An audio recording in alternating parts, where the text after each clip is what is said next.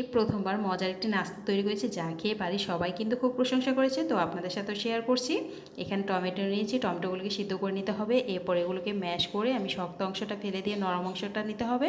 এর সাথে আমি ময়দা দিয়ে দিয়েছি, চাইলে আপনারা আটা দিতে পারেন। তেল, লবণ ভালো করে একসাথে মিক্স করে এরপর একটা ডো তৈরি করে নিচ্ছি। এখানে পানি দেওয়ার কিন্তু কোনো প্রয়োজন নেই, 10 মিনিট রেস্ট রেখে দিতে পারেন। এরপর এখানে আমি পেঁয়াজ, কাঁচামরিচ, ধনিয়া পাতা কুচি, স্বাদ মতো লবণ নিয়ে ভালো করে ম্যাশ করে এর সাথে আমি 2টি ডিম দিয়ে ভালো করে ফেটে এক সাইডে রেখে দিচ্ছি। এরপর এখন আমি নর্মালি ডোটা নিয়ে এখন রুটি তৈরি করে নেব।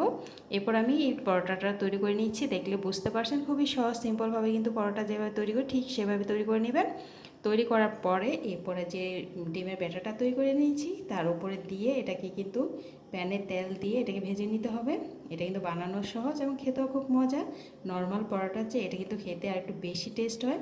তো কেমন লেগেছে অবশ্যই কমেন্টসে জানিয়ে দেন। ভালো লাগলে ভিডিওটি শেয়ার করে দেন। একবার হলে বাসায় ট্রাই করে দেখতে পারেন। সবচেয়ে সহজ সিম্পল রেসিপি শেয়ার করেছি, ভালো লাগলে শেয়ার করে দেন। সবাই ভালো থাকবেন। এই তো, আল্লাহ হাফেজ।